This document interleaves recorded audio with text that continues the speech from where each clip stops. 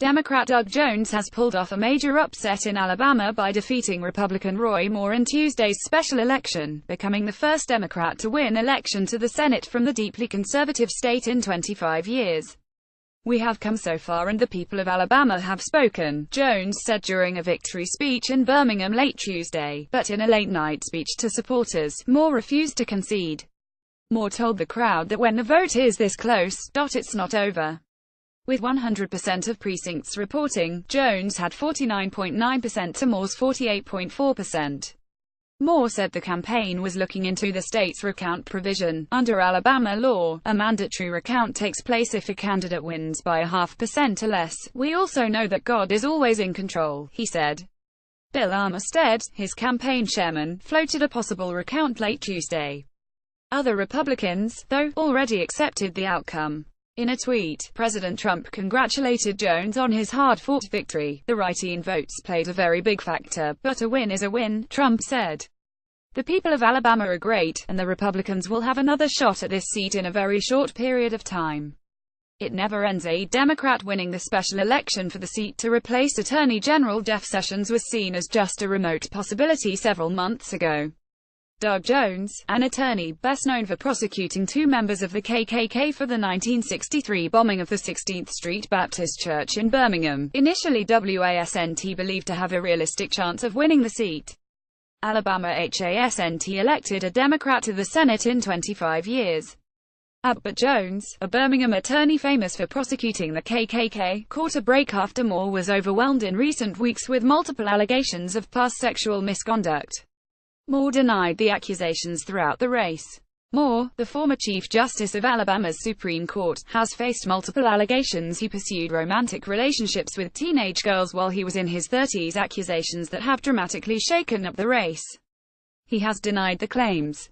The Fox News voter analysis, a new polling technique Fox News is testing to improve coverage, indicated 51% of voters on Tuesday believed the accusations against Moore.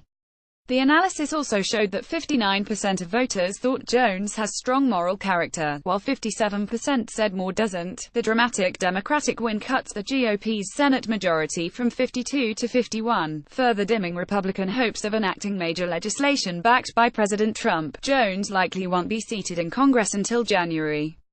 Because he is filling the rest of Sessions' term, Jones will not serve a full 6-year Senate term. The seat will be up for re-election again in 2020. Roy Moore, a favorite of religious conservative voters with a long, colorful political history that has both fueled and complicated his rise in Alabama. Earlier in the day, Trump, who endorsed Moore even as other top Republicans in Washington called on the nominee to drop out of the race, on Tuesday reiterated his support by arguing Moore would vote for his agenda in Congress. "The people of Alabama will do the right thing. Roy Moore will always vote with us," the president tweeted. Trump painted Jones as a liberal puppet of Democratic leaders Chuck Schumer and Nancy Pelosi. Doug Jones is pro-abortion, weak on crime, military and illegal immigration, bad for gun owners and veterans and against the wall, Trump tweeted. Trump won 62% of Alabama's vote in the 2016 presidential race. Most of the attention in the race, though, centered on Moore. A favorite of religious conservative voters, he has a colorful political history that has both fueled and complicated his rise in Alabama. He first got national attention in the 1990s as a county judge when he hung a wooden Ten Commandments plaque on the wall of his courtroom. Benefiting from his popularity after the episode, Moore then ran and won a race for Chief Justice of the state's Supreme Court in 2000.